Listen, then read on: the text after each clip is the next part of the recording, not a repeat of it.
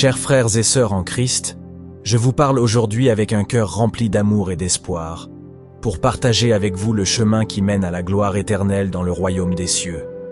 Notre vie terrestre est un voyage, un pèlerinage de foi, un parcours pour atteindre l'amour de Dieu au paradis. Padre Pio, tout au long de sa vie, a laissé des enseignements qui peuvent nous guider vers le royaume des cieux. Ce sont de petites actions quotidiennes que nous pouvons facilement accomplir, aidant ainsi chacun de nous à vivre notre vie selon l'enseignement de Jésus. La prière est l'oxygène de l'âme, enseignait Padre Pio. La prière n'est pas simplement réciter des mots. Ce n'est pas répéter des litanies vides de sens, mais c'est entamer un dialogue amoureux avec le Père Céleste. Padre Pio nous rappelle à tous.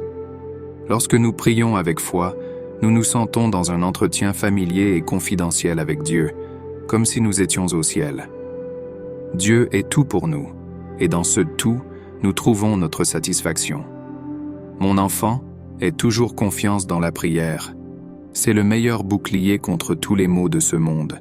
La prière est la clé qui ouvre le cœur de Dieu. La foi, c'est voir avec les yeux du cœur. La foi est le fondement sur lequel toute vertu chrétienne est construite. Ce n'est pas une simple croyance, mais une embrassade totale de la volonté de Dieu.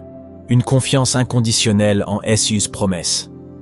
La foi est la vertu qui éclaire notre chemin et nous guide en toute sécurité vers Dieu. Sans foi, il n'y a ni espoir ni amour pour Dieu.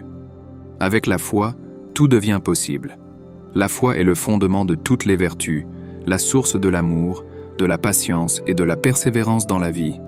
C'est la lumière qui guide nos pas à travers les ténèbres du monde. Nous souffrons par amour pour Dieu et pour le salut des âmes, prêchait Padre Pio. Le sacrifice est l'essence de notre chemin de foi. Le Christ lui-même a montré la voie avec sa passion et sa mort sur la croix. Dans le sacrifice, l'âme se purifie, s'élève, se rapproche davantage de son Créateur. Dans le sacrifice, l'âme trouve la force de résister aux tentations et aux adversités de ce monde. Le sacrifice est le véritable langage de l'amour.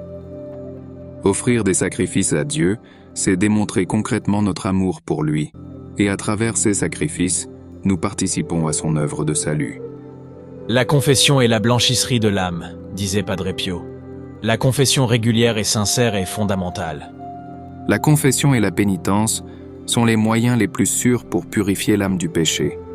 La confession est comme un bain qui lave l'âme, et la pénitence est comme la nourriture qui la nourrit et la fortifie. À travers ces actes, le chrétien se renouvelle et se rapproche davantage de Dieu, reconnaissant ses erreurs et s'engageant à s'améliorer avec l'aide de sa grâce.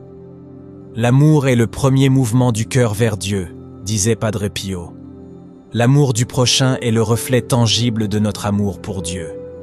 Jésus lui-même a dit « Tout ce que vous avez fait à l'un de ces plus petits de mes frères, vous l'avez fait à moi. » Aimer son prochain, c'est aimer Dieu en lui.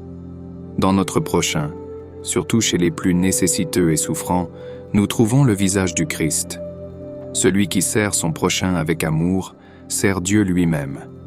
Cet amour ne doit pas être seulement un mot ou un sentiment, mais une action concrète, un engagement quotidien pour aider et servir les autres avec humilité et générosité.